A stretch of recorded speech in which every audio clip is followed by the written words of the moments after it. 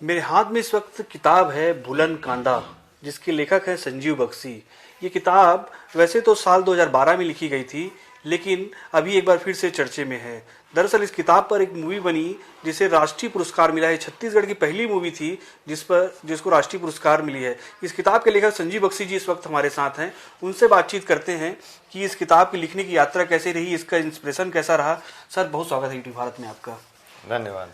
Sir, ये किताब जो भूलन कांदा है, ये क्या कहती है, समाज को क्या मैसेज देती है, और इसको लिखने का आपकी जो प्रेरणा रही वो किस तरह से रही, कहाँ से इसके बारे में कॉन्सेप्ट आया? ये क्या है कि यहाँ छत्तीसगढ़ के जंगलों में एक ये भूलन कांदा होता है, ऐसा लोग मानते हैं जी। उसमें पैर पड़ जाने से लोग भटकते रहते हैं, वहीं वहीं घूमते रहते हैं, रास्ता नहीं दिखता, और कोई आके छूता है तो उसे रास्ता दिखने लगता है। जी। तो ये मुझे जब पता लगा जी।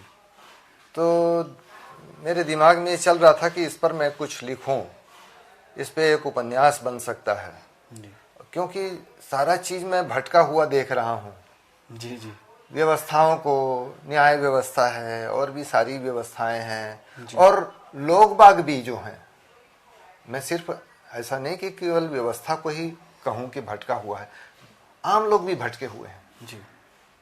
हर आदमी का एक विचार भटका हुआ विचार है। जी। तो उस भटकाव को जी। इससे जोड़ते हुए फिर मैंने कहा कि एक मैं उपन्यास लिखूं। जी। 3-4 साल मैंने इसमें काम किया।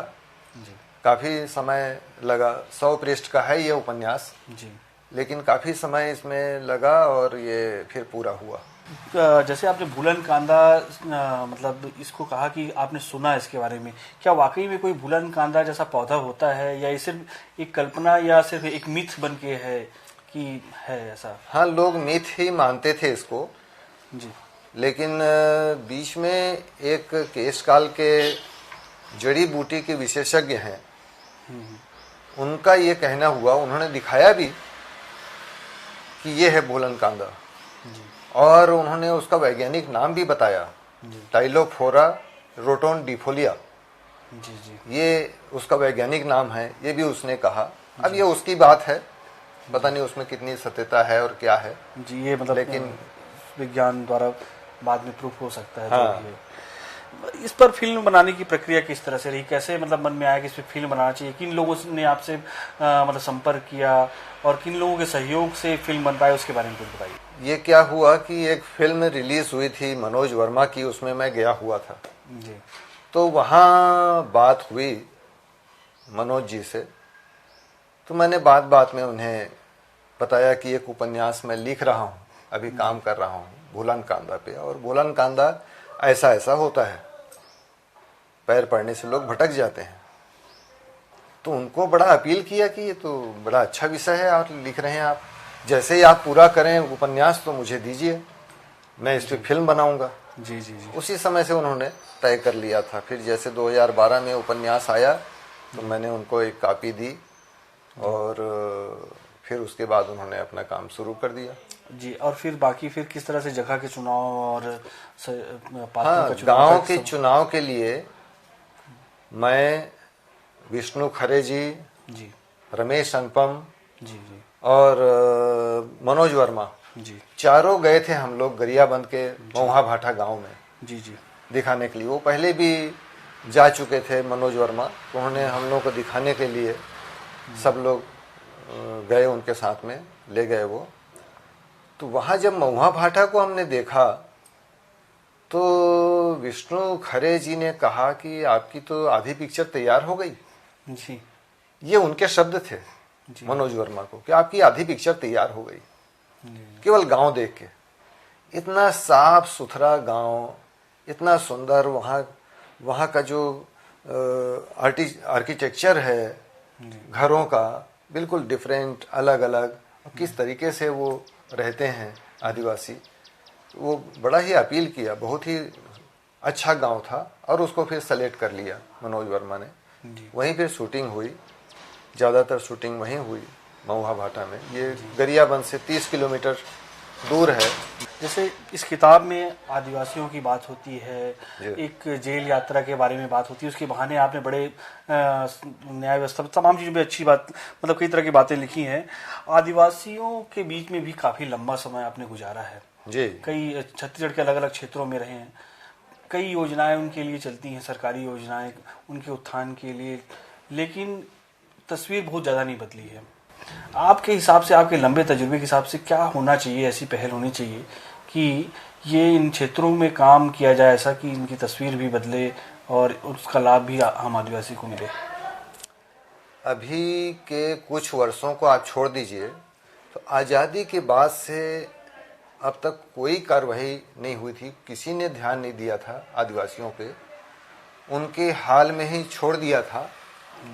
और जैसा वो ट्रीटमेंट गैर आदिवासी क्षेत्र में करते थे, जो नियम यहाँ के लिए लागू थे, जो व्यवस्था यहाँ के लिए लागू थी, वही व्यवस्था वहाँ भी लागू किए हुए थे।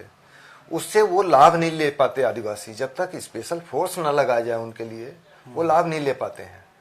कुछ वर्षों से ये किया जा रहा है, आदिवासियों के लिए बहुत सोच समझ के किया जा रहा है, कुछ वर्षों से उनके एजुकेशन के लिए। अब वहाँ देखिए मेडिकल कॉलेज खुल गया, वहाँ देखिए यूनिवर्सिटी खोल दिए, तो ये सब कुछ वर्षों में ही हुए हैं। आज़ादी के इतने वर्षों तक कुछ नहीं हुआ था। तो कुछ वर्षों से जरूर ध्यान गया है आदिवासियों पे, अलग से उसके लिए आपके परियोजना बना रहे हैं। जी, पुनर्वास वगैरह की व्यवस्था, प्राधिकरण की व्यवस्था की गई जिसमें ज़्यादा से ज़्यादा पैसा वहाँ खर्च हो। तो ये सब अभी हुआ है। ये काफ़ी पहले अगर ध्यान दिया था तो शायद अभी तस्वीर बदल चुकी होती, और भी तस्वीर बदल चुकी होती। आपके लेखन की ओर रुख करते हैं फिर से एक बार कि आप लेखन में दोनों विधा में आप अपने आप में अपने हस्ताक्षर दस्तक देते हैं, चाहे वो काव्य हो या गद्य विधा में उपन्यास आदि, कहानी आदि लिखने का हो। कौन सा मतलब अभिव्यक्ति का जो माध्यम है, आप खुद को उससे करीब पाते हैं, खुद को जोड़ पाते हैं उससे? हाँ, मैं कविताओं से शुरू किया था लिखना। 6 संग्रह मेरे कविताओं के हैं जी। तो उससे शुरू किया था और कविताएं ही लिखता था। बाद में फिर मैं गद्य में आया तो कहानियां भी लिखी, उपन्यास भी लिखा, संस्मरण भी लिखे। ये गद्य में बाद में आया। कविता से मैं शुरू से जुड़ा रहा जी। और मैं मानता हूं कि गद्य लिखते हुए भी आदमी कविता में ही रहता है। जी। कविता उसके भीतर रहती है जी। हमेशा, चाहे गद्य लिखे तब भी वो कविता उसके भीतर रहती है। जी। और किसी न किसी रूप में वो कविताएं भी आते रहती हैं गद्य में। जी। तो कविता मूल रूप से मेरा ही नहीं, और भी लोगों का, सारे लोग जो दोनों लिखते हैं। आपने अपने कार्य क्षेत्रों पे भी कई कविताएं लिखी। मैं चाहूंगा कि हमारे दर्शकों को कुछ पंक्ति अगर आप। नहीं, मेरे को ऐसे याद कविताएं रहती नहीं हैं। जी। और एक दूसरे की कविता मुझे 2 पंक्तियां याद हैं। अचिंत्य मालवी बहुत अच्छी कविता वो लिखते हैं। उन्होंने कहा था कि रात इसलिए रात नहीं होती कि सूरज डूब जाता है, जी। रात इसलिए रात होती है कि सब सो जाते हैं। जी। ये 2 पंक्तियां मुझे इतनी अच्छी लगी कि वो मुझे याद है। मुझे अपनी कविताएं तो कम याद रहती हैं। जी। मैं कविता आपकी गरियाबंद पे लिखी हुई कविता कुछ पढ़ रहा था अभी, जी। तो मुझे लगा कि शायद आपको सुना। कोई बात नहीं, जो सुनाया आपने। अभी आजकल क्या लिख रहे हैं इन दिनों? अभी इन दिनों मेरी 2 कविताएं, दो संग्रह जो हैं जी।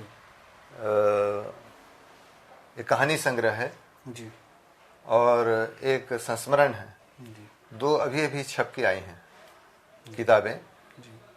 कहानी संग्रह है खसरा नंबर 84/1, रकबा 5 डिसमिल, किताब घर से। और संस्मरण जो है केशव कहीं न जाई का कहिए, जी। ये है और ये अंतिका प्रकाशन से आया है। जी। इसमें आपके प्रशासनिक जीवन, मेरे प्रशासनिक जीवन से संबंधित सारे जो 40 साल का अनुभव है, जी। ये इसमें है। इसके बाद मैं भूलन कांदा का छत्तीसगढ़ी अनुवाद अभी कर रहा हूँ इस समय फिलहाल। जी। ये थे हमारे साथ जाने माने लेखक संजीव बख्शी जी, जिनके साथ हमने भी भूलन कांदा पर चर्चा की। ईटीवी भारत के लिए कैमरामैन मिथिलेश के साथ आशीष तिवारी, रायपुर।